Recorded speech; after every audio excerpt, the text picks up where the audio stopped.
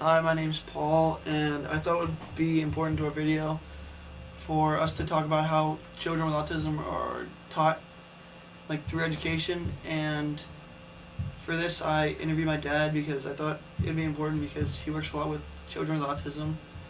He runs a school for children, and he mainly deals with autism, but he deals with other developmental disorders too.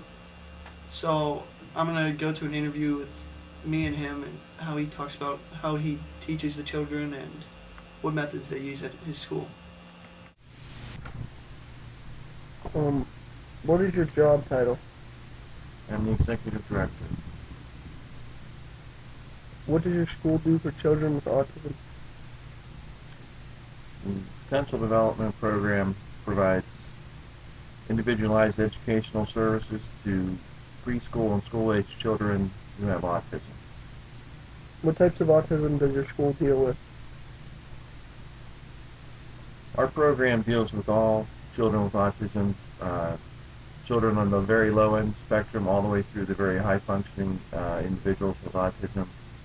Some of the more common diagnoses that we see are Asperger's syndrome and a diagnosis called PDD. It's pervasive developmental disorder. Does the method used at your school work better than standard teaching, like at a regular school system? Some of the public school systems use the same method that we do. It's called the TEACH method. It stands for Treatment Education of Autistic and Related Communication Handicapped Children. Basically, it's a method where we use a series of picture cards to help the children communicate. The advantage that we have as a private nonprofit is that we can keep our classrooms smaller, we can keep our ratios lower. For every 2 children, we have 1 paid staff, and that's, I guess, the biggest benefit that we have over the public education system. Please explain the method used to communicate with children by the teachers. Okay, like I said, the TEACH method that we use and we specialize in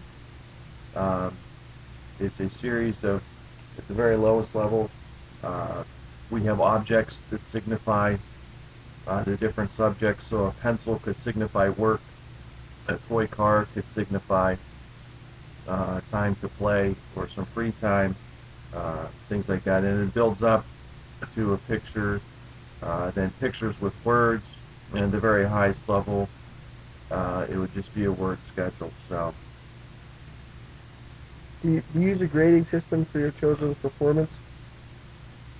we do not use the traditional ABC grading system. Our students do complete alternate assessments to gauge their progress throughout the year. These are tests that are developed by the Ohio Department of Education and adapted to each child's ability. How do you assess progress by children? Each child in our program, on a daily basis, work with the teachers one-on-one at least 2 to 3 times a day. Each child has an individual education plan, an IEP, that establish goals for each child, and individual work sessions. The teachers work on those goals, and those are documented daily. At the end of a 10-week period, all the daily data sheets are calculated and tabulated, and that's how we gauge our progress. If the child hasn't met the goal, they'll continue to work on that until they complete it. If they've completed the goal, then they'll move on to a new one. After your schools, what can children with autism do as far as higher education, such as college or entering the workforce? Individuals with high-functioning autism or Asperger's syndrome can do very well in higher education or in the workforce. Curriculums and jobs that would be good for those types of individuals would be something that has a lot of structure to it. Could be routine, very repetitive types of jobs. Things like data processing, computer work, assembly work, where again, the same routine and structure over and over again would be good jobs for these individuals. What do you recommend parents do when they find out their children have autism? The best thing a parent can do is to seek out services as early as possible. The earlier, the better. The quicker that the child starts to work on communication, works on the structure, works on the goals that they need to, the better off the child will be. And at what age can children start being treated through education? Typically right now, we are starting to see and serve individuals, children, as early as age 2.5 to 3.